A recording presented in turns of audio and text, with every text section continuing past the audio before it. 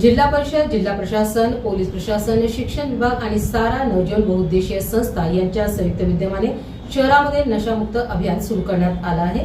या अभियानामध्ये 15 शाळेमधील 1000 विद्यार्थ्यांचा सहभाग नोंदवण्यात आला आहे। याबाबत माध्यमांद्वारे बोलताना सविस्तर माहिती देण्यात आली।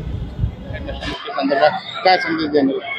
जुलै 13 तारीखपासून आमच्या जिल्ह्यातील नशामुक्त छत्रपती संभाजीनगरचा उपक्रम चालू आहे। आम्ही वेगळे कार्यक्रम जिल्हा परिषदच्या मार्फत राबवणार आहोत। आता हा जो कार्यक्रम आहे आम्ही अकेला नाही करते। हा कार्यक्रमसाठी आमच्या सोबत जिल्हा एक्साइज डिपार्टमेंट, जिल्हा नार्कोटिक्स डिपार्टमेंट, जिल्हा पोलीस, जिल्हा प्रशासन सगळं मिळून आम्ही हे कार्यक्रम आयोजन केलेले आहे। जुलै 13 तारीखपासून आम्ही सुरू केलेले आहे आणि पुढचे 1 साल आम्ही हे कंटिन्यू पण करणार आहोत, क्योंकि आता ये जो नशामुक्त छत्रपती संभाजीनगर म्हणून एक प्रत्येक उपक्रम आम्ही जुलै 13 ते जुलै 31 तारीखपर्यंत आयोजित केलेले आहे। आजचा कार्यक्रम इसका फक्त एक पार्ट आहे आणि आमच्या जिल्हा परिषदच्या शाळातील आणि अंगणवाडीमध्ये आणि गाव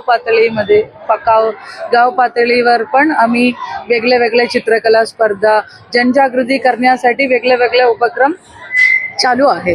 हा संदर्भ शहरामध्ये सुद्धा नशा जास्त करायची, परंतु आता ग्रामीण भागातील सुद्धा नशेच्या आहारी गेलेला आहे। हो,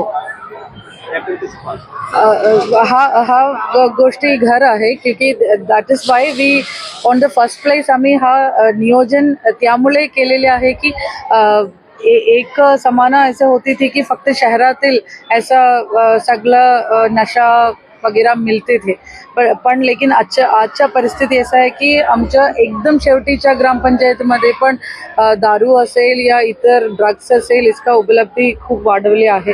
त्यामुळे आम्ही एक नियोजन ऐसा केली की लास्ट माइल पर्सन को भी इसका जानकारी असावे। त्यामुळे आम्ही सगळं जिल्हा परिषद शाळा, सगळं अंगणवाडी, सगळं आमच्या MSRLMच्या यंत्रणा सगळं मिळून हा कार्यक्रमचा नियोजन केले।